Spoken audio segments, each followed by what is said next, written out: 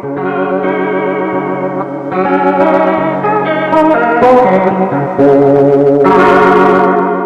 was never really the kid to own all the cool toys and gadgets and shoes. My mom used to buy me my shoes from Payless. And it wasn't until probably around 5th grade that I realized the concept of being cool. I asked my mom to buy me a pair of these blue suede Roxy sneakers, back when Roxy was all the rage. She said yes, and she got them for me. And I was so excited to wear them. And I felt really confident in them, and I felt good about myself. So that was sort of ingrained in my head. This idea that what you wear can make you feel really good about yourself. Because prior to that, I was into like princess dresses or whatever. That made me feel good and I enjoyed it. But it was more like the same way I felt about my toys, like my Polly Pocket. It was in the same realm of that. And sometimes I'd actually not want to wear certain clothes, even if they were cute and pretty. I just want to be PJs or whatever. I didn't want to wear tights, So it wasn't until like that moment that I really realized that confidence in me to feel good about the way I looked. And that continued on to middle school, of course. And around that time, that was when Forever 21 and H&M, even Target, was becoming more and more prevalent and more affordable. So I would shop there. And it was easier to maintain this idea of being cool and wanting to look good and feel confident. And at the time, places like Urban Outfitters was like, oh, that's so expensive. Oh my God. Fred Siegel, oh my God. And I knew people who were buying clothes from places like that.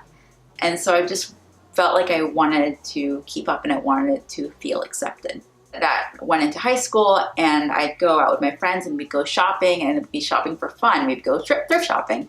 I would justify thrift shopping because it was secondhand and it was vintage, or it was, of course, cheaper and unique, and I wanted to express myself. So high school was like a big time for fashion exploration, and that cost money. And in my head, that's what I needed to do in order to keep up with this, with these wants and feelings, need to be an individual or be into fashion. And so then that continued on to college, and I went to fashion school. I actually majored in fashion design. So you can imagine how I felt then, right? So I felt this need to keep up with certain trends and still maintain this individuality, my uniqueness or whatever. And so I felt like, oh, I need to get more clothes to do this, more accessories. And this was also at the beginning of the height of YouTube and girls doing YouTube for fashion and for makeup. And fashion blogs were everywhere. And I would read these blogs and I would see these like makeup reviews, and I felt this like need to have this object for XYZ reasons because someone said it or someone had it and someone was wearing it. Yeah. So much for being unique. But my point is, I was starting to compare myself and what I own to all of these people that were strangers to me on the internet.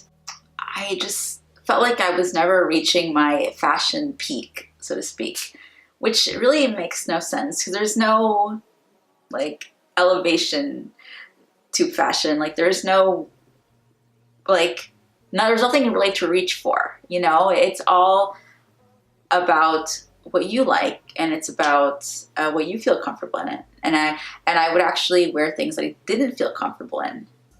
If anything, that was regressing in fashion. Now that I'm older, I see that. But at the time, it just felt like that's what I needed to do. And ideologically, I knew that wasn't something important, but it was something I couldn't help but feel. And I felt like in order to keep up with that confidence, I needed to have more stuff, buy more things. And that wasn't just from clothing and shoes and accessories or anything. It was also with books. You know, I had to have all the good books I wanted to read. I had to have them all up on my shelf. I had to have all the CDs. I mean, that makes more sense because it's music. But I would just have a lot of things in excess and things I didn't really need or even sometimes really wanted.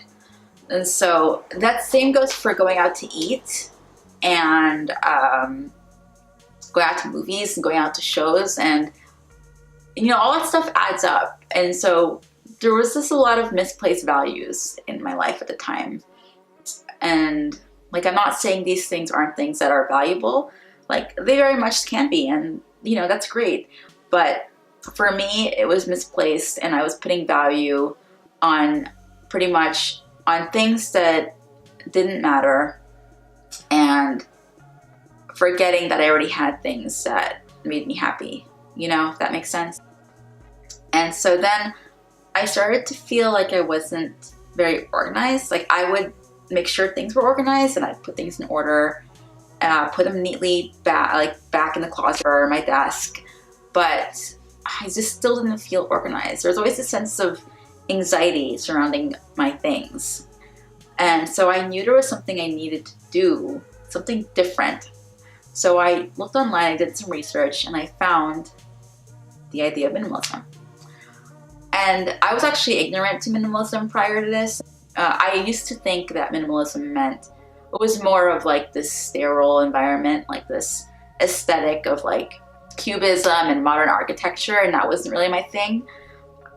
So I didn't pay attention to it. And also the concept of not owning anything really, or that, you know, not really being into fashion or makeup. And so that wasn't gonna have that.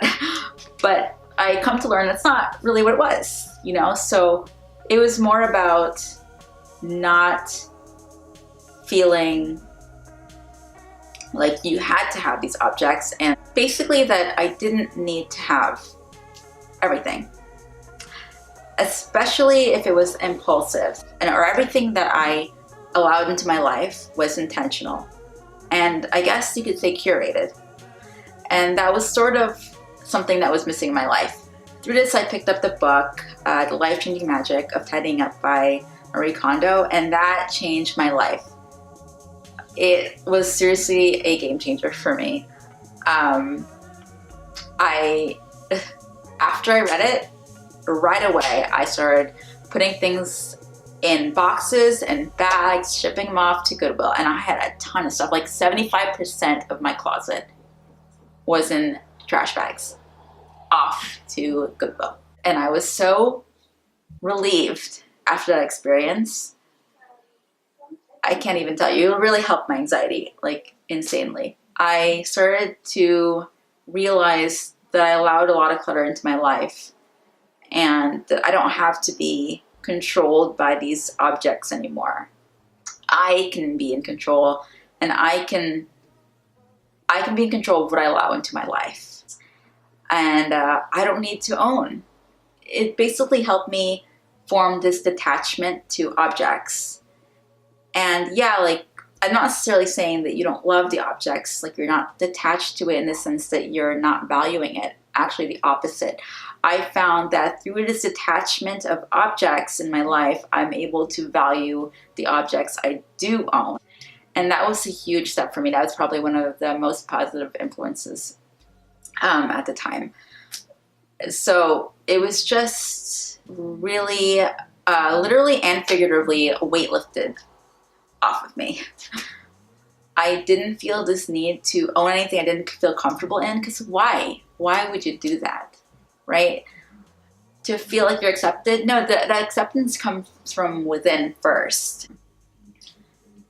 And I can honestly say I'm much more fulfilled and happier now because of it. Now, I'm not going to say that minimalism is this like cure-all and this magical remedy for all your problems. I'm just saying that it really significantly helped me in my anxiety and how to help manage my emotions and to create a space for me that felt safe, not feel this burden, and not feel like I'm a slave to things I own. and to shopping. You know, before that, shopping was just like so much anxiety and so much turmoil surrounding it. And I had this mentality where, like, if I got rid of something, I felt guilty, like, oh, I'm wasting this object, or I'm wasting the money I spent on it, you know? And I realize now that I was actually wasting money by dwelling on it and allowing it to fester in my mind, you know? Because it was just sitting there lifeless. It wasn't serving a purpose. That's a big thing about minimalism. It helped me create a more intentional way of living. And that includes sustainable way of living and a more conscious when it comes to my finances. So that's basically my story on minimalism. I'd love to hear yours. So if you relate to this, or if you have your own experiences, or maybe you're new to minimalism or just curious, leave me a comment on the comment box below. Thanks for listening. Bye.